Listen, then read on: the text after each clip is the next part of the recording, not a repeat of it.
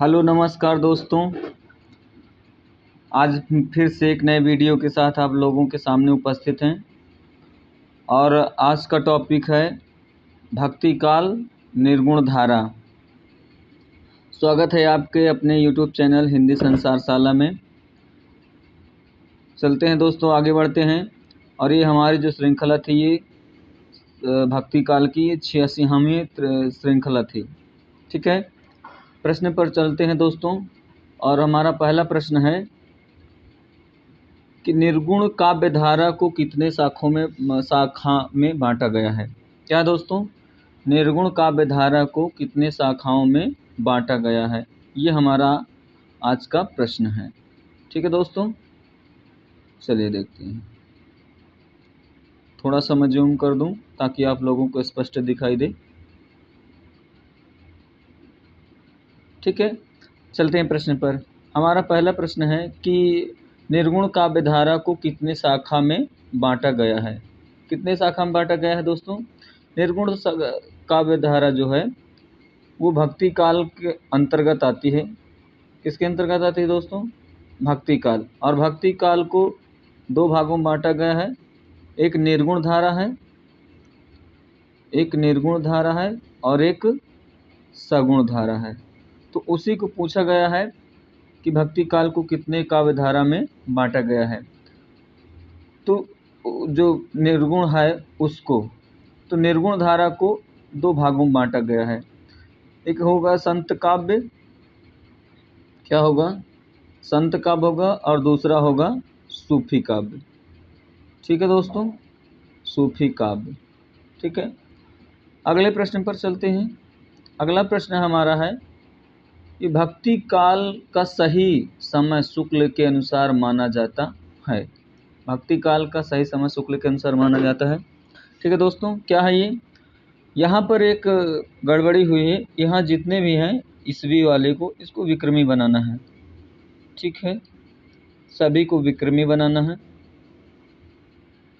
विक्रमी बना लीजिए। तो ये हो जाएगा संमत 1775 से 1300 विक्रमी, संमत 1374 से 1700 विक्रमी, संमत 1773 से 1700 विक्रमी, संमत 1375 से 1900 विक्रमी। ठीक है दोस्तों, तो यहाँ पर जो आचार्य रामचंद्र शुक्ल ने अपने काल विभाजन में भक्ति काल का समय माना है वो माना है संवत 1775 से 1300 विक्रमी। ठीक है दोस्तों, अगला चलते हैं अगले प्रश्न पर। अगला प्रश्न हमारा है कि डॉक्टर रामविलास शर्मा के अनुसार भक्ति काल का नामकरण क्या है। डॉक्टर रामविलास शर्मा ने भक्ति काल का नामकरण क्या दिया है? संयोजन काल दिया है, माध्यमिक काल दिया है, लोक जागरण काल दिया है, नाम साधना काल दिया है। कौन सा नाम दिया है दोस्तों? तो यहाँ पर जो डॉक्टर रामविलास शर्मा ने नाम दिया है उन्होंने दिया है लोक जागरण काल। भक्ति काल का नाम उन्होंने क्या रखा है? लोक जागरण काल का है। और ये नाम साधना काल है, इसको हजारी प्रसाद द्विवेदी ने कहा है। किसने कहा है? हजारी प्रसाद द्विवेदी ने कहा है। ठीक है दोस्तों, माध्यमिक काल कहा है। ये माध्यमिक काल कई लोगों ने बोला है, जैसे क्या नाम है, मिश्र बंधु जी हैं और राहुल संकृत्यान जी हैं, काफ़ी लोगों ने बोला है। तो यहाँ पर हमको सिर्फ और सिर्फ रामविलास शर्मा के अनुसार ही देखना है। ठीक है दोस्तों, अगले प्रश्न पर चलते हैं। अगला प्रश्न है कि वाणी का डिक्टेटर कबीर को किसने कहा है। तो वाणी का डिक्टेटर कबीर को किसने कहा है? शुक्ल जी ने कहा है, श्याम सुंदर दास जी ने कहा है, उदय नारायण तिवारी ने कहा है, या द्विवेदी जी ने कहा है। यहाँ पर द्विवेदी का अर्थ सिर्फ SP द्विवेदी मतलब अर्थात हजारी प्रसाद द्विवेदी से रहेगा। ठीक है दोस्तों, तो जो वाणी का डिक्टेटर है वो द्विवेदी जी कहे हैं। द्विवेदी जी मतलब कि नहीं, यहाँ पर हजारी प्रसाद द्विवेदी होगा, हजारी प्रसाद द्विवेदी होगा। ठीक है दोस्तों, अगले प्रश्न पर चलते हैं। अगला प्रश्न हमारा है किस कवि की मृत्यु 1518 ईस्वी में हुई थी। ठीक है, जम्बनाथ की हुई है, नामदेव की हुई है, रविदास की हुई है, या गुरु नानक की हुई है। ठीक है दोस्तों, तो किसकी मृत्यु हुई यहाँ पर? जो संत रविदास हैं इनकी मृत्यु हुई है 1518 ईस्वी में। और कहाँ हुई है? काशी में हुई है। कहाँ हुई दोस्तों? काशी में हुई है। ठीक है, अगले प्रश्न पर चलते हैं। अगला प्रश्न है असंगत समय का चयन कीजिए। असंगत समय का चयन कीजिए। गुरु नानक का जन्म और मृत्यु कब हुए? रैदास की जन्म मृत्यु कब हुई? कबीर दास की जन्म मृत्यु कब हुई? और दादू दयाल की जन्म मृत्यु कब हुई? ठीक है दोस्तों, तो यहाँ पर हम देखते हैं कि जो गुरु नानक का जन्म है वो 1469 ईस्वी है और इनकी मृत्यु 1538 ईस्वी है। ये हमारा ऑप्शन सही है, ये असंगत नहीं है, संगत है। रैदास की मृत्यु 1388 ईस्वी में हुई है। सॉरी, रैदास की जो जन्म हुआ है वो 1388 है और मृत्यु 1518 है, ये भी सही है। ठीक है। अगला जो ऑप्शन है कबीरदास। कबीरदास का जन्म तो 1398 में हुआ था, पर इनकी मृत्यु 1418 में नहीं हुई। इनकी भी मृत्यु कब हुई थी? 1518 में हुई थी। तो हमारा कौन सा ऑप्शन सही होगा दोस्तों? कबीरदास वाला, ये। ठीक है, आगे बढ़ते हैं। अगला प्रश्न हमारा है कि मीराबाई के गुरु का नाम क्या था? मीराबाई के गुरु का नाम क्या था? रैदास था, कबीरदास था, गुरु नानक था या दादू दयाल था? तो जो मीराबाई के गुरु थे वो रैदास को मानते हैं बहुत सारे विद्वान। ठीक है दोस्तों, अगले प्रश्न पर चलते हैं। अगला प्रश्न हमारा है गुरु नानक देव किस संप्रदाय के प्रवर्तक हैं? गुरु नानक देव किस संप्रदाय के प्रवर्तक हैं? उदासी संप्रदाय के, रामावत संप्रदाय के, कबीर पंथ की या सिख संप्रदाय के? तो गुरु नानक देव जी सिखों के पहले गुरु माने जाते हैं। अब जब सिखों के पहले गुरु माने जाएंगे तो सिख संप्रदाय भी इन्होंने चलाया है। ठीक है दोस्तों, क्या है? सिखों के पहले गुरु माने जाते हैं, तो ये भी सिखों के पहले गुरु माने जाते हैं, तो ये सिखों के ही प्रवर्तक माने जाएंगे। ठीक है, अगला प्रश्न है कबीरदास की रचना नहीं है। कबीरदास की इसमें की कौन सी रचना नहीं है? रेखता नहीं है, ज्ञान सागर नहीं है, बीजक नहीं है, सुख निधान नहीं है। ठीक है दोस्तों, तो इसमें कौन सी रचना नहीं है? कबीरदास की रचना सुख निधान नहीं है। सुख निधान किसकी रचना है ये भी जानना है। तो ये सुख निधान इनके ही शिष्य धर्मदास की थी। किनकी थी? धर्मदास की। ठीक है दोस्तों, अगले प्रश्न पर चलते हैं। अगला प्रश्न है हमारा कि गुरु नानक देव की कौन सी रचना ब्रज भाषा में नहीं है? कौन नहीं है? जपू जी नहीं है, नसीहतनामा नहीं है, कि रहिरास नहीं है, कि सोहिला नहीं है? तो इनकी जो रचना है एक ये नसीहतनामा, ये खड़ी बोली में है। किस भाषा में है दोस्तों? खड़ी बोली में है, और यही हमारा क्या हो जाएगा? उत्तर हो जाएगा, नसीहतनामा। ठीक है दोस्तों, अगले प्रश्न पर चलते हैं। अगला प्रश्न है सुंदर दास की रचना नहीं है। सुंदर दास की रचना नहीं है। अब यहाँ पर ऑप्शन ऊपर रखा हुआ है कि सुंदर दास की रचना कौन सी नहीं है। देखते हैं सुंदर दास की रचना कौन सी नहीं है। ठीक है दोस्तों, ये है सुंदर दास की रचना कौन सी नहीं है? ज्ञान सागर नहीं है, सुंदर विलास नहीं है, ज्ञान समुद्र नहीं है, या सुंदर ग्रंथावली नहीं है। तो यहाँ पर जो इनकी रचना है सुंदर विलास, ये भी इन्हीं की रचना है, सुंदर ग्रंथावली भी इन्हीं की रचना है, ज्ञान समुद्र भी इन्हीं की रचना है। तो कौन सी बस्ती है? ये ज्ञान सागर नहीं है, ज्ञान सागर नहीं है। ठीक है दोस्तों, अगले प्रश्न पर चलते हैं। किस कवि का जन्म स्थल कौशाम्बी है? वर्तमान में बताना है इसको। वर्तमान में कौशाम्बी है, पर जब जन्म हुआ था तब उस समय दूसरा जिला लगता था। ठीक है दोस्तों, किस कवि की है? रज्जब की है, या सुंदरदास की है, या मलूक दास की है, या दादू दयाल की है? ठीक है, तो यहाँ पर जो प्रश्न पूछ रहा है तो उसका आंसर होगा मलूक दास। क्यों आंसर होगा इसका मलूक दास? जन्म कौशाम्बी, कि मलूक दास का जन्म हुआ था कड़ा में। कड़ा में हुआ था, और कड़ा कौशाम्बी में वर्तमान में है। अगर इसकी बात करें कि पहले जब मतलब कि इनका जब जन्म हुआ था तब ये कौशाम्बी नहीं था, उस समय इलाहाबाद था। उस समय क्या था दोस्तों? इलाहाबाद था। तो वर्तमान को देखते हुए यहाँ पर प्रश्न बनाया गया था कि वर्तमान में कहाँ पड़ता है। तो वर्तमान में कौशाम्बी होता है। मलूक दास का जन्म कहाँ हुआ था? कौशाम्बी में। ठीक है, अगला है कि अजगर करे न चाकरी, पंछी करे न काम। यह पंक्ति किस कवि की है? कबीरदास की है, रहीमदास की है, रैदास की है, मलूक दास की है?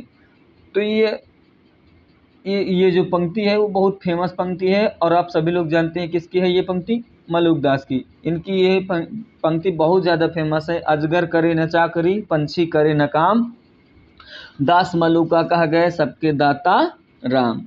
ठीक है दोस्तों, अगले प्रश्न पर चलते हैं। अगला प्रश्न हमारा है, किस कवि ने अपने गुरु दादू की रचना अंगवधू का संपादन किया था? किसने किया था? दादू दयाल ने किया था, रज्जब ने किया था, जंभनाथ ने किया था, जगजीवन दास ने किया था। तो किसने किया था दोस्तों? तो पहली बात तो जब दादू की रचना है तो इनके शिष्य ही कोई करेंगे। तो इनके शिष्य कौन थे? दादू दयाल के। रज्जब इनके शिष्य थे, जगजीवन भी इनके शिष्य थे, पर रचना का संपादन किसने किया था? तो वो रज्जब ने किया था। किस नाम से किया था? अंगवधू के नाम से किया था। ठीक है दोस्तों, आगे चलते हैं। अगला हमारा प्रश्न है, अक्षर अनन्य की रचना है। अक्षर अनन्य की रचना कौन सी है? राजयोग है, सिद्धांत बोध है, या एक से अधिक है, या इनमें से कोई नहीं है? तो जो अक्षर अनन्य की रचना राजयोग ये भी है और सिद्धांत बोध ये भी है। तो अब एक से अधिक ऑप्शन हो गया तो हम यहाँ पर तीसरा वाला सही कर देंगे। ठीक है दोस्तों, आगे चलते हैं। अगला प्रश्न है कि निम्नलिखित को सुमेलित कीजिए। सुमेलित करना है मतलब कि हरिदास निरंजनी की रचना कौन सी है, अक्षर अनन्य की रचना कौन सी है, मलुकदास की रचना कौन सी है, और अर्जुन देव की रचना कौन सी है? तो हरिदास निरंजनी की जो रचना है, कौन सी रचना है? वो है इनकी ब्रह्म स्तुति। हरिदास निरंजनी की रचना कौन सी? ब्रह्म स्तुति। अक्षर अनन्य की रचना है ब्रह्म ज्ञान, और मलुकदास की रचना है 12 खड़ी, और अर्जुन देव की रचना है 12 मासा। तो मिला लीजिए, जो पहला ऑप्शन मिलता है चौथे में, तो यहाँ पर पहला ऑप्शन कहाँ है? चौथा ये है, पहला ऑप्शन चौथा में है, और दूसरी रचना है किसमें? तीसरे वाले में, तो ये तीसरा हो गया। और जो तीसरा रचनाकार हैं मलुकदास, ये जाएंगे पहले में, और जो चौथे हैं जाएंगे दूसरे में। तो कौन सा ऑप्शन हमारा सही हो जाएगा? दूसरा ऑप्शन। ठीक है दोस्तों, आगे चलते हैं। अगला प्रश्न है कि हरिदास निरंजनी की कौन सी रचना नहीं है? हरिदास निरंजनी की कौन सी रचना नहीं है? अष्टपदी जोग नहीं है, समाधि जोग ग्रंथ नहीं है, यह संग्राम जोग ग्रंथ नहीं है, यह संग्राम सार नहीं है। ठीक है दोस्तों, तो इसमें कौन सी रचना इनकी नहीं है? तो जो अष्टपदी जोग जो ग्रंथ है इनका तो बहुत फेमस ग्रंथ है, समाधि जोग ग्रंथ जो है ये भी इनका है, और संग्राम जोग ग्रंथ ये भी इनका फेमस ग्रंथ है। तो बचता कौन है हमारा? ये संग्राम सार, ये इनकी रचना नहीं है। ठीक है दोस्तों, तो यही ऑप्शन हमारा सही हो गया। अगले प्रश्न पर चलते हैं। अगला प्रश्न है कि संत साहित्य में बाबरी पंथ किसने चलाया है? संत साहित्य में बाबरी पंथ किसने चलाया दोस्तों? बाबा लाल ने चलाया है, संत सिंगा ने चलाया है, बाबरी साहिबा ने चलाया है, संत सेन ने चलाया है। किसने चलाया है? संत साहित्य में बाबरी पंथ के प्रवर्तक माने जाते हैं बाबरी साहिबा। कौन माने जाते हैं? बाबरी साहिबा। ठीक है दोस्तों, अगला चलते हैं। अगला प्रश्न है कि अलवर जिले में किस कवि का जन्म हुआ था? अलवर जिले में किस कवि का जन्म हुआ था? बाबा लाल का जन्म हुआ था, या लाल दास का जन्म हुआ था, या जगजीवन दास का जन्म हुआ था, या दादू दयाल का जन्म हुआ था? कौन सा ऑप्शन सही है दोस्तों? तो यहाँ पर जो दूसरा ऑप्शन है वो बाबा लाल का जन्म अलवर में। अगर यहीं पर लाल दास का जन्म हुआ था अलवर में। अगर यहाँ पर बाबा लाल का पूछ ले तो इनका हुआ है नगला भरतपुर में। कहाँ हुआ था दोस्तों? नगला भरतपुर में। और दादू दयाल का हुआ था अहमदाबाद में। जगजीवन दास का भी हुआ था राजस्थान में। ठीक है दोस्तों, अगला प्रश्न पर चलते हैं। अगला प्रश्न है, सुंदर ग्रंथावली जो 2 भाग में लिखे गए उसका संपादन किस कवि ने किया था? किसने किया था? हरिदास निरंजनी ने किया था, सुंदर दास ने किया था, या राम कुमार वर्मा ने किया था, अथवा पुरोहित हरिनारायण शर्मा ने किया था? तो जो सुंदर ग्रंथावली है ये सुंदर दास की रचना है। किसकी रचना है? सुंदर दास की रचना है। सुंदर दास की रचना है, और इस ग्रंथ का संपादन किया था पुरोहित हरिनारायण शर्मा ने किया था। ठीक है दोस्तों, अगले प्रश्न पर चलते हैं। अगला प्रश्न है हमारा, यह मसीत यह देहरा सतगुरु दिया दिखाए। यह मसीत यह देहरा सतगुरु दिया दिखाए, यह पंक्ति किसकी है ये पूछ रहा है। कबीर दास की है, रैदास की है, दादू दयाल की है, या रज्जब की है? तो यह पंक्ति किसकी है दोस्तों? यह पंक्ति है दादू दयाल की। यह मसीत यह देहरा सदगुरु दिया दिखाए, अभी भीतर से वह बंदगी बाहर काहे जाए। ठीक है दोस्तों, अगले प्रश्न पर चलते हैं। अगला प्रश्न है हमारा, संत दास और जगन्नाथ दास किस रचना के संपादक हैं? अंगवधू के हैं, दादू दयाल के हैं, या हरडेवाणी के, या सुख निधान के हैं? तो जो इस संत दास और जगन्नाथ दास थे, ये दादू दयाल के शिष्य थे। क्या थे? सॉरी, शिष्य नहीं थे, शिष्य नहीं थे, गलती हो गई। ये कवि थे और इन्होंने दादू दयाल की रचना का संपादन किया है। तो वही पूछ रहे हैं कि कौन सी रचना का इन्होंने संपादन किया है। तो दादू दयाल की एक रचना है हरडेवाणी। कौन सी रचना है? हरडेवाणी। इन्होंने हरडेवाणी का संपादन किया है। किस रचना का? हरडेवाणी का संपादन किया है। ठीक है दोस्तों, अगले प्रश्न पर चलते हैं। अगला प्रश्न है, किस कवि की भक्ति भावना माधुर है? किस कवि की भक्ति भावना माधुर थी? मलूक दास की थी, या कबीर दास की थी, रैदास की थी, जगजीवन दास की थी? तो किस कवि की यहाँ पर थी? तो कबीर दास की जो भक्ति भावना थी वो माधुर भावना थी। ठीक है दोस्तों, अगला प्रश्न है, अगला प्रश्न क्या है, जब हम होते तब तू नाही, अब तू है हम नाही। ठीक है दोस्तों, यह पंक्ति पूछ रहा है कि पंक्ति किसकी है? रैदास की है, कबीरदास की है, दादू दयाल की है, रज्जब की है? किसकी पंक्ति है? तो यहाँ पर यह पंक्ति होगी किसकी? रैदास जी की होगी। किसकी पंक्ति है? रैदास जी की। ठीक है दोस्तों, अब एक पंक्ति आती है कि वो किसकी पंक्ति है? इसी से मिलती जुलती एक पंक्ति है, वो है कि जब मैं था तब हरि नहीं, जब मैं था तब हरि नहीं,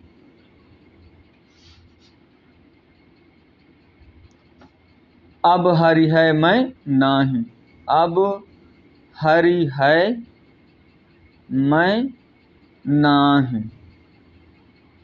ठीक है दोस्तों, यहाँ पर यह पंक्ति थी जब हम होते, और यहाँ पर ये पंक्ति थी कि जब मैं था, जब मैं था। बस यहीं पर इतना अंतर है, यहाँ पर ये मैं है और यहाँ पर हम है। यहीं से आप अंतर लगा लीजिए यह पंक्ति किसकी है। तो यहाँ पर जब हम होते तब हरि नहीं, जब हम होते तब तू नाही, अब हम हैं मैं नहीं, तो ये पंक्ति तो हो गई रैदास की। लेकिन अगर यहाँ पर पूछ ले कि जब मैं था तब हरि नहीं, अब हरि है मैं नहीं, तो ये पंक्ति किसकी हो जाएगी दोस्तों? ये पंक्ति हो जाएगी कबीर की, जब मैं था तब हरि नहीं वाली। ठीक है दोस्तों, अगला चलते हैं। अगला प्रश्न है हमारा कि रज्जब की रचना है, रज्जब की कौन सी रचना है? अंगवधू है, ज्ञान परोक्ष है, भक्ति विवेक है, या शबंगी है? तो जो रज्जब की पंक्ति रचना है वो सबंगी है, सबंगी है। इन्होंने अंगवधू नाम से दादू दयाल की रचना का संपादन किया है। दादू दयाल की रचना क्या किया है? इन्होंने संपादन किया है। अगला प्रश्न है कि माधवानल काम कंदला चौपाई रचना का समय क्या है? देखिए, यहाँ पर माधवानल काम कंदला चौपाई लिखी है, और अगर माधवानल काम कंदला पूछ ले तो ये और किसी की रचना हो जाएगी, क्योंकि माधवानल काम कंदला से 3 रचनाएं मिलती हैं। एक गणपति चंद्रगुप्त, एक गणपति की मिलती है और एक आलम की मिलती है। ठीक है, और यहाँ पर क्या है? काम कंदला चौपाई है। तो बस इस चौपाई से ही उस रचना को आप अलग कर सकते हैं।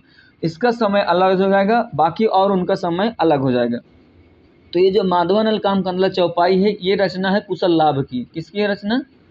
कुशल लाभ की है। सॉरी, किसकी रचना है ये रचना है कुशल लाभ की।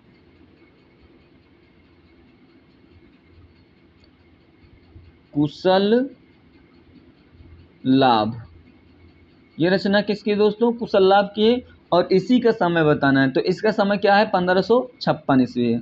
ठीक है दोस्तों, अगला चलते हैं। एजी सिपले ने पद्मावत को किस भाषा में अनुवाद किया था? तो एजी सिपले क्या है? अब इसके नाम से ही पता चलता है कि कोई विदेशी राइटर है, और विदेशी राइटर कभी हिंदी में लिख नहीं सकता ना। लिख सकते हैं, ऐसी बात नहीं है, बहुत सारे विदेशी राइटर हैं जिन्होंने हिंदी भाषा में ही लिखा है। पर यहाँ पर ये समझते हैं, समझने के लिए कि क्या नाम है, वो हिंदी में तो नहीं लिखेगा। है ना। तो यही पूछना चाह रहा है कि एजी शिपले ने पद्मावत को किस भाषा में अनुवाद किया था। हिंदी में किया था, संस्कृत में किया था, बांग्ला भाषा में किया था या अंग्रेजी में किया था। तो एजी शिपले जो है इन्होंने पद्मावत को अंग्रेजी भाषा में क्या है अनुवाद किया था। ठीक है दोस्तों, आगे चलते हैं। आगे प्रश्न है कि सिंघल द्वीप पात्र किसका प्रतीक है। जो सिंघल द्वीप पद्मावत में है, सिंघल द्वीप कहाँ है, पद्मावत में। पद्मावत रचना में सिंघल द्वीप आया है। अब वो सिंघल द्वीप किसका प्रतीक है ये पूछ रहा है। तो किसका प्रतीक है, मन का प्रतीक है या तन का प्रतीक है या हृदय का प्रतीक है या गुरु का प्रतीक है। तो पद्मावत में एक पंक्ति है जिससे आप पूरे प्रतीक के बारे में जान सकते हैं। तो जैसे वो पंक्ति है कि तन चितौर मन राजा किन्हा, तन चितौर मन राजा किन्हा, हिय सिंघल, हिय सिंघल, हिय सिंघल बुद्धि पद्मनी चिन्हा। तो इस प्रश्न के अनुसार से देखिए यहाँ पर ये जो पंक्ति है, हिय सिंघल, हिय माने क्या होता है, हृदय, और सिंघल मतलब ये सिंघल द्वीप। तो यहाँ पर जो सिंघल द्वीप है वो किसका प्रतीक है, हृदय का प्रतीक है। किसका प्रतीक है दोस्तों,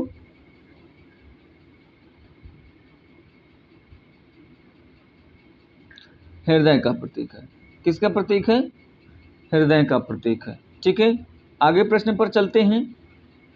आगे प्रश्न है कि हनुमान जी की आरती किस कवि की रचना है। हनुमान जी की आरती है ना एक, आरती कीजय हनुमान लला की, आरती कीजय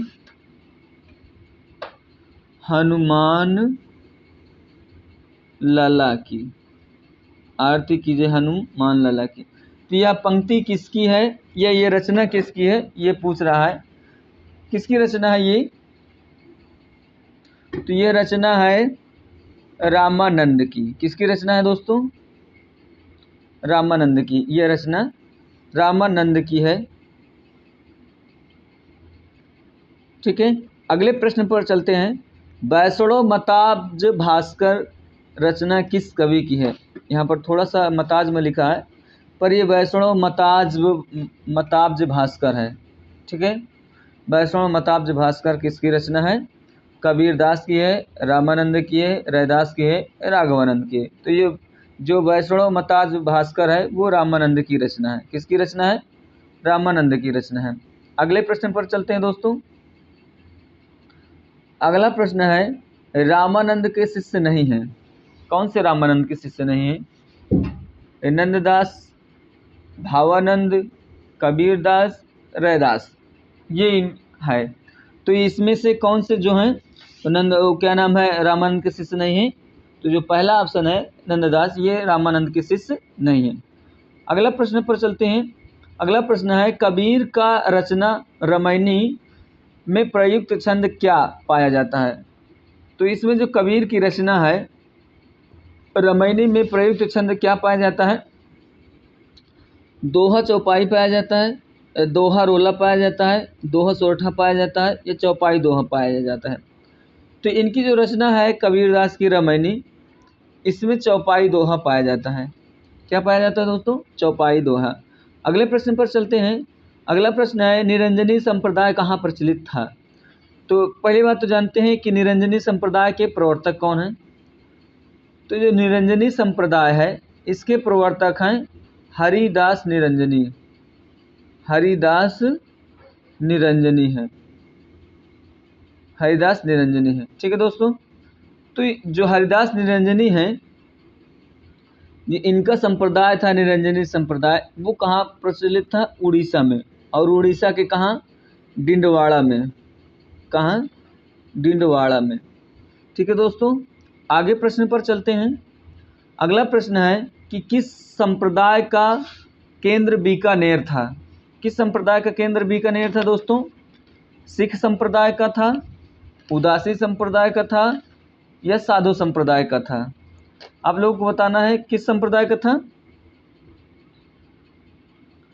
सिख संप्रदाय, उदासी संप्रदाय, साधु संप्रदाय, बिश्नोई संप्रदाय। ठीक है दोस्तों,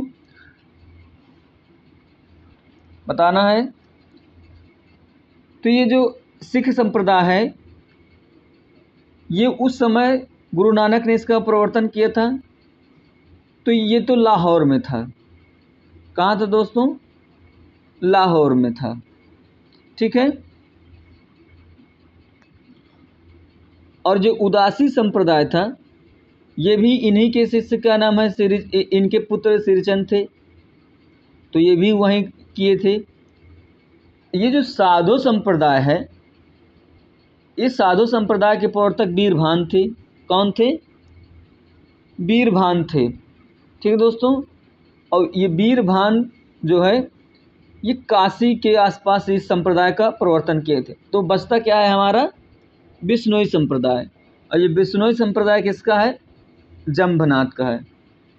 फिर से लिख देता हूँ, जो बिश्नोई संप्रदाय है वो किसका है? जम्भनाथ का है।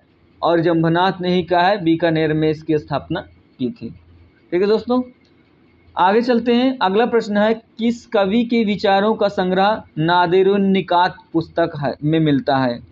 किस कवि के विचारों का संग्रह नादिरुन निकात पुस्तक में मिलता है? बाबरी का मिलता है, पीपा का मिलता है, बाबा लाल का मिलता है, या दादू दयाल का मिलता है? तो किस कवि का विचार संग्रह नादिरुन निकात में मिलता है? तो वो है बाबा लाल। बाबा लाल के जो विचार हैं वो क्या नाम है? नादिरुन निकात में मिलता है। इनकी एक और रचना बहुत फेमस रचना है। कौन सी है? असरारे मार्फत। कौन सी रचना है?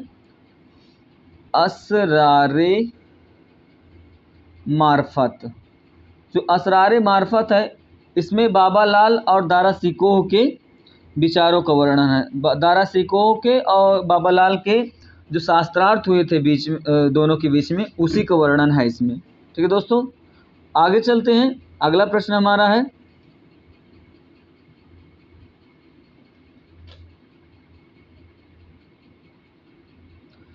अगला प्रश्न है, हरि मोरा प्यू मैं हरि की बहुरिया। पूछ रहा है ये पंक्ति किस कवि की है? रैदास की है, नामदेव की है, गुरु नानक की है, कबीर की है? तो ये पंक्ति किसकी है दोस्तों? यह पंक्ति है हरि मोरा प्यू मैं हरि की बहुरिया, कबीरदास की है। ठीक है। अगला प्रश्न है, वृद्ध भगवान किस कवि के गुरु थे? यहाँ पर के होना चाहिए। ठीक है दोस्तों, वृद्ध भगवान किस कवि के गुरु थे? ये बताना है आपको। सिंगा के थे, लालदास के थे, बाबा लाल के थे, या दादू दयाल के थे? ठीक है। तो जो वृद्ध भगवान है वो दादू दयाल के क्या है? गुरु रहे हैं। ठीक है दोस्तों। अगला प्रश्न है, राम रक्षा स्रोत किस कवि की रचना है? राम रक्षा स्रोत किस कवि की रचना है, ये बताना है आपको। राघवानंद की है, दादू दयाल की है, या रामानंद की है, या रैदास की है? तो जो राम रक्षा स्रोत है वो रामानंद की रचना है। अगला है, यहाँ पर ये लिखा है साखी, साखी कर लेना। साखी में प्रयुक्त छंद कौन सा पाया जाता है? कौन सा छंद पाया जाता है दोस्तों? चौपाई, रोला, दोहा, सोरठा। तो साखी में कौन सा छंद पाया जाता है? दोहा। अगले प्रश्न है, मलुकदास की रचना नहीं है, ज्ञान बोध नहीं है, रतन खान। ये रत्न खान है, रत्न खान। रत्न खान नहीं है, प्रेम सागर नहीं है, या सुख सागर नहीं है? तो मलुकदास की रचना ज्ञान बोध भी है, रत्न खान भी है, सुख सागर भी है। यही प्रेम सागर रचना नहीं है। और ये प्रेम सागर रचना किसकी है? लल्लू लाल की है। किसकी दोस्तों? लल्लू लाल की है। आगे प्रश्न पर चलते हैं। अगला प्रश्न है हमारा, कबीरदास का उत्तराधिकारी कौन है? कमाल है, कौन सा है? कमाल है, धर्मदास है, या दोनों है, या इन दोनों में से कोई नहीं है? ठीक है दोस्तों, दोनों में से कोई नहीं है। तो ये बताना है आपको। तो कबीरदास का जो उत्तराधिकारी बना है वो कबीर के पुत्र कमाल न बन करके कौन बने हैं? कमाल न बन करके उनके शिष्य रैदास बने हैं। कौन बने हैं? इनके शिष्य रैदास बने हैं, इनके उत्तराधिकारी। ठीक है, अगले प्रश्न पर चलते हैं दोस्तों। अगला प्रश्न है कि बाबालाल कृत रचना कौन सी है? बाबालाल की रचना कौन सी है दोस्तों? ये आपको बताना है। बाबालाल की रचना कौन सी है? शब्द है, या असरारे मार्फत है, या शांत सरसी है, या सुंदर विलास है? तो जो बाबालाल की है रचना, वो मैं आपको इसके पहले ही बता चुका हूँ कि बाबालाल ने 2 रचनाएं लिखी थी। ये कौन कौन लिखी थी? एक असरारे मार्फत लिखी थी और एक नादुरिन निकात लिखी थी। ठीक है दोस्तों, नादुरिन निकात। तो यहाँ पर जो बाबालाल की रचना होगी वो क्या होगी? असरारे मार्फत होगी। ठीक है, असरारे मार्फत होगी। अगला प्रश्न है, गरीब दास किस कवि के उत्तराधिकारी थे? सुंदर दास के थे, मलूक दास के थे, दादू दयाल के थे, कबीर दास के थे? तो जो गरीब दास थे वो दादू दयाल के पुत्र थे। क्या थे? पुत्र थे। और दादू दयाल के बाद इनके पुत्र गरीब दास ही इनके का उत्तराधिकारी हुए थे। ठीक है दोस्तों, अगले प्रश्न पर चलते हैं। अगला प्रश्न है हमारा कि प्रेमाख्यानक काव्यों में 5-5 चौपाइयों के बाद एक दोहा देने की परंपरा निम्नांकित किन कृतियों में नहीं पाई जाती है? मधुमालती में नहीं पाई जाती, सत्यवती कथा में नहीं पाई जाती, माधवानंद काम कंदला चौपाई में नहीं पाई जाती, या इंद्रावती में नहीं पाई जाती? तो इसमें जो माधवानंद काम कंदला चौपाई है ये कुशल लाभ की रचना है, और जो केवल और केवल दोहा छंद में लिखी गई है। कौन से छंद में लिखी गई है? दोहा छंद में। जो दोहा छंद में लिखी गई है दोस्तों, दोहा छंद में। तो यहाँ पर कौन सा ऑप्शन सही हो जाएगा हमारा? माधवानल काम कंदला चौपाई। क्या हो जाएगा? माधवानल काम कंदला चौपाई हो जाएगा। ठीक है दोस्तों, अगला प्रश्न है कि अंग्रेजों के दीप का वर्णन किस काव्य में मिलता है? अंग्रेजों के दीप का वर्णन किस काव्य में मिलता है? मधुमालती में मिलता है, चित्रवली में मिलता है, रसरतन में मिलता है, ज्ञानदीप में मिलता है? तो एक सूफी काव्य में कवि हुए थे उस्मान। कौन हुए थे? उस्मान। उनकी रचना है चित्रवली। उनकी रचना क्या है? चित्रवली। और इसी चित्रवली में अंग्रेजों के दीप का वर्णन मिलता है। इन्होंने इसमें कई देशों का वर्णन किया है, कांधार का वर्णन किया है, कश्मीर का वर्णन किया है, काबुल का भी इसमें वर्णन है, और साथ साथ अंग्रेजों के द्वीप का भी इसमें क्या है? वर्णन मिलता है। ठीक है दोस्तों, आगे चलते हैं। संत काव्य नाम किसने दिया है? भक्ति काल में जो निर्गुण धारा है, भक्ति काल में निर्गुण धारा है, उसको 2 भागों में बांटा गया है। सगुण निर्गुण में, सगुण निर्गुण में बांटा गया है। तो निर्गुण धारा के 2 भाग हुए थे, एक संत काव्य और एक सूफी काव्य। तो वही पूछ रहा है कि इसमें जो संत काव्य है उसका नामकरण किसने किया है? शुक्ल जी ने किया है, द्विवेदी जी ने किया है, राम कुमार वर्मा ने किया है, राहुल संकृत्यायन ने किया है।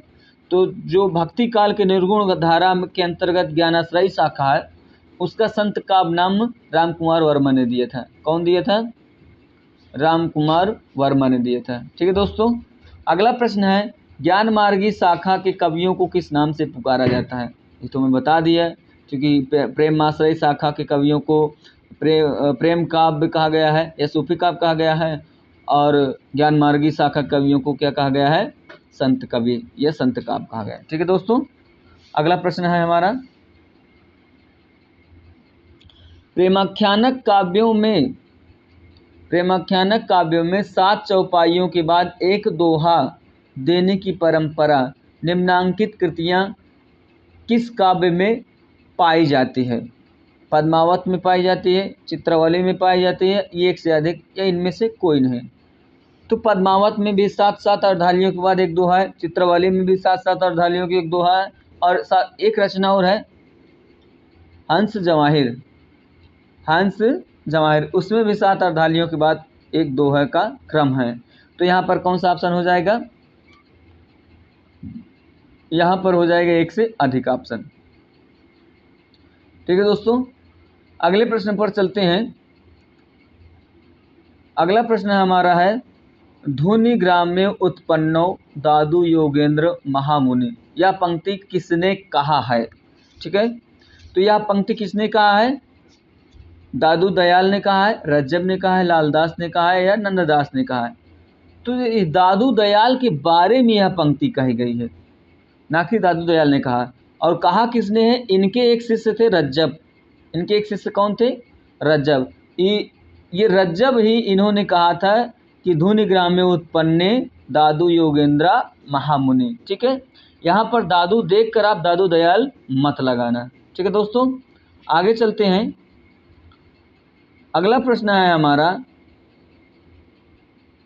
ये कथन बहुत फेमस है। अपने पौरुष से हताशा जाति के लिए भगवान की भक्ति और करुणा की ओर ध्यान ले जाने के अतिरिक्त दूसरा मार्ग ही क्या था? उपर्युक्त कथन किस कवि का है या किस आलोचक का है? ठीक है दोस्तों, आपको बताना है यह किस आलोचक का कथन है। द्विवेदी जी का है या दिनकर जी का है या शुक्ल जी का है या पंत जी का है? तो आप लोग जानते हैं बहुत फेमस कथन है, आचार्य रामचंद्र शुक्ल का है। उनकी जो पुस्तक है हिंदी साहित्य का इतिहास, जो 1929 में प्रकाशित हुई थी, उसी में से है ये कथन। ठीक है दोस्तों, अगला चलते हैं। भक्ति आंदोलन को ईसाई धर्म के प्रभाव का स्वरूप विकसित माना है। किसने माना है? ग्रियर्सन ने माना है, शुक्ल जी ने माना है, हजारी प्रसाद द्विवेदी ने माना है या बच्चन सिंह ने माना है? ठीक है दोस्तों, तो भक्ति आंदोलन को ईसाई धर्म के प्रभाव का स्वरूप विकसित किसने माना है? तो जॉर्ज ग्रियर्सन ने ईसाई धर्म के स्वरूप माना है।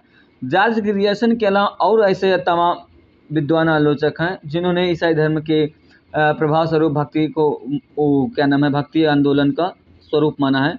तो उसमें से एक है विल्सन, क्या है? विल्सन है, एक है बेबर, क्या है? बेबर, और एक है कैनेडी। ये 4 आलोचक ऐसे हैं जिन्होंने भक्ति काल को ईसाई धर्म के प्रभाव स्वरूप उत्पन्न माना है। ठीक है दोस्तों, आगे प्रश्न पर चलते हैं। अगला प्रश्न हमारा क्या है? शिव किस भाषा का शब्द है? शिव किस भाषा का शब्द है दोस्तों? ये आपको बताना है। कन्नड़ का है, तमिल का है, मलयालम का है या मराठी का है? ठीक है दोस्तों, किस भाषा का शब्द है? किस भाषा का शब्द है दोस्तों? कन्नड़ का है, तमिल का है, मलयालम का है या मराठी का है? तो जो शिव है वो तमिल भाषा का शब्द है। किस भाषा का शब्द है दोस्तों? तमिल भाषा का शब्द है। ठीक है, अगले प्रश्न पर चलते हैं कि भक्ति भावना का विकास दक्षिण के अलवार भक्तों से मानने वाले कवि कौन है? जो दक्षिण भक्ति भावना है, भक्ति भावना का विकास दक्षिण के अलवार भक्तों से मानने वाले आलोचक कौन है? तो वो ध्यान देना है आपको, कौन है? शुक्ल जी हैं या राम कुमार वर्मा हैं या रामविलास शर्मा हैं या हजारी प्रसाद द्विवेदी हैं? तो जो भक्ति भावना का विकास है दक्षिण के अलवार भक्तों से मानने वाले भी कौन हैं? वो हैं हजारी प्रसाद द्विवेदी। ठीक है दोस्तों, अगला चलते हैं। अगला प्रश्न है कि सामान्यतया भक्ति काल की काल अवधि क्या मानी जाती है? 1343 से 1643 मानी जाती है या 1300 से 1600 ईस्वी मानी जाती है या 1318 से 1650 ईस्वी मानी जाती है या 1300 ईस्वी से 1650 ईस्वी मानी जाती है? यहाँ पर थोड़ा सा मिस्टेक है दोस्तों, ये 1300 लिखा है, इसको आप 1350 कर लीजिए। ठीक है, 1350 से 1650 ईस्वी। ठीक है, तो जब इसको आप 1350 कर लेंगे तो आपका ये ऑप्शन सही हो जाएगा। 1350 से 1650 ईस्वी तक इसको माना है। डॉक्टर नागेंद्र ने भी इसको माना है और डॉक्टर रामस्वरूप चतुर्वेदी ने भी इसी को मानते हैं। ठीक है दोस्तों, अगले प्रश्न पर चलते हैं। अगला प्रश्न है हमारा कि जो सगुण भक्ति का आदि स्रोत ग्रंथ कौन सा है? सगुण भक्ति का आदि स्रोत ग्रंथ कौन सा है? भगवद गीता है, भगवत पुराण है या रामायण है या छंदोग्य उपनिषद है? ठीक है दोस्तों, कौन सा है? भागवत पुराण, रामायण, भगवद गीता या छंदोग उपनिषद। तो ये सगुण भक्ति का आदि स्रोत ग्रंथ माना जाता है वो है भागवत पुराण। ठीक है दोस्तों, अगले प्रश्न पर चलते हैं। भक्ति कालीन समस्त भक्ति धारा क्या थी? शास्त्रोन्मुख थी, लोकोन्मुख थी, दर्शनोन्मुख थी या समांतोन्मुख थी? तो जितने भी भक्ति काल में जितने भी कवि हैं वो सभी लोगों की भावना, लोगों की कल्याण के लिए ही जितने भी संप्रदाय चलाए थे वो लोगों के कल्याण के लिए ही चलाए थे। तो यहाँ पर कौन सा सही हो जाएगा? लोकोन्मुख सही हो जाएगा। ठीक है दोस्तों, अगला प्रश्न है ब्रह्मसूत्रों की रचना करने वाले कौन है? ब्रह्मसूत्रों की रचना किसने किया है ये पूछना चाहिए यहाँ पर। बाकी सही प्रश्न है। शंकराचार्य ने किया है, रामानुजाचार्य ने किया है, बादरायण ने किया है या रामानंद ने किया है? तो जो ब्रह्म सूत्रों की रचना की है वो बादरायण ने की है। किसने की है? बादरायण ने की है। अगला प्रश्न है ये प्रच्छन्न बौद्ध के नाम से जाने जाते हैं। कौन प्रच्छन्न बौद्ध के नाम से जाने जाते हैं? शंकराचार्य जाने जाते हैं, रामानुजाचार्य जाने जाते हैं, रामानंद जाते या विष्णु स्वामी जाने जाते हैं? तो इसमें पूछ रहा है कि प्रच्छन्न बौद्ध के नाम से कौन जाना जाता है? तो यहाँ पर जो पहला ऑप्शन है हम लोगों का शंकराचार्य, ये प्रच्छन्न बौद्ध के नाम से जाने जाते हैं। ठीक है दोस्तों, अगले प्रश्न पर चलते हैं। संत शब्द को शांत से व्युत्पन्न मानने वाले आलोचक कौन हैं? संत शब्द को शांत से व्युत्पन्न मानने वाले आलोचक कौन हैं? राहुल संकृत्यायन, हजारी प्रसाद द्विवेदी, पीताम्बर दत्त बड़थवाल, ग्रियर्सन। कौन माने जाते हैं? पीताम्बर दत्त बड़थवाल हैं। इन्होंने संत शब्द को शांत से व्युत्पन्न माना है। ठीक है दोस्तों, अगला प्रश्न है किस संत कवि को भारती लूथर की उपमा दी गई है? किस संत को भारती लूथर की उपमा दी गई है? यहाँ पर आपको बताना है कबीर दास को, रामानंद को, दादू दयाल को, इनमें से कोई नहीं। किस कवि को दी गई है? तो कबीर दास को यहाँ भारती लूथर की उपमा दी गई है। ठीक है दोस्तों, अगला प्रश्न है कबीर का सौंदर्य बोध है शास्त्रीय, आदर्शवादी, रसवादी या अपारंपरिक यथार्थवादी? तो जो क्या नाम है ये कबीर का सौंदर्य बोध है, हटा दूँ, जो कबीर का सौंदर्य बोध है वो माना जाता है अपारंपरिक यथार्थवादी माना जाता है। ठीक है दोस्तों, अगला प्रश्न है आसादी वार किसकी रचना है? आसादी वार किसकी रचना है? दादू दयाल की है, गुरु नानक की है, कबीर की है या रामानंद की है? तो जो आसादी वार रचना है वो गुरु नानक की है। इनकी और रचनाएं हैं, आसादी वार है, एक रहीरास है और एक सोहिला है,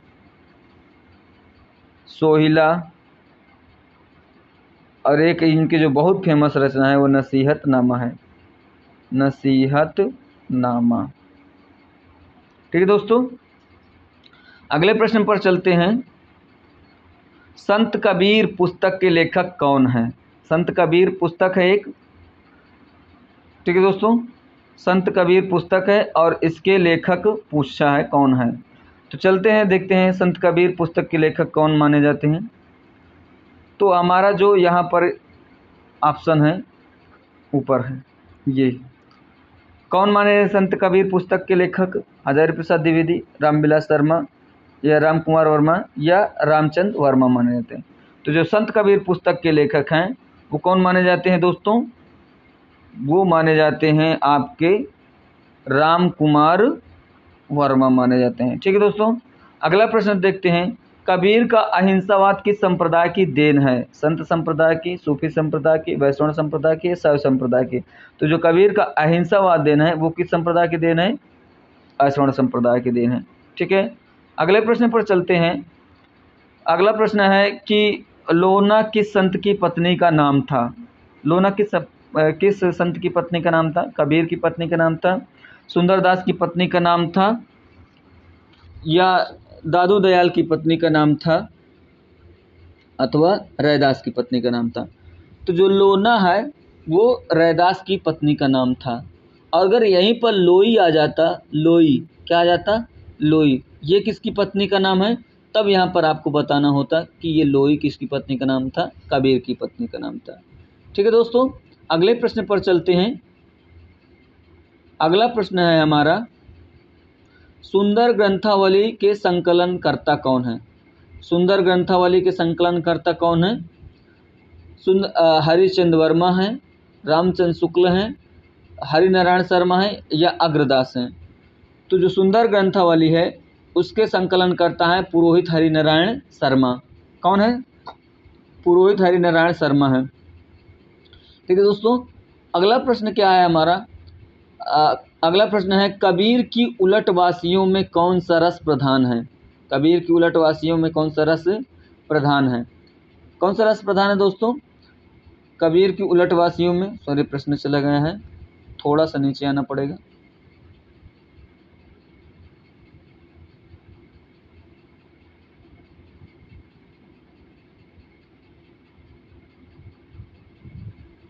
जी ठीक है दोस्तों, अब यहाँ पर बताइए कि शांत रस पाया जाता है या अद्भुत रस पाया जाता है या भक्ति रस पाया जाता है या वात्सल्य रस पाया जाता है।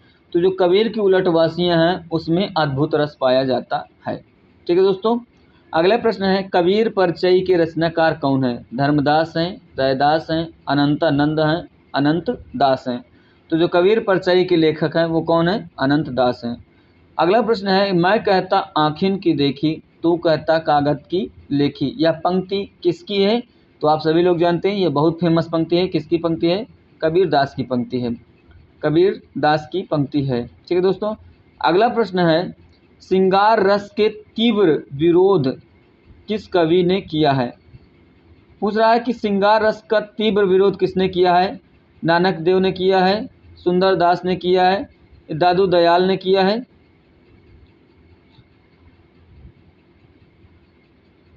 किसने किया है, दादू दयाल ने किया है या रैदास ने किया है।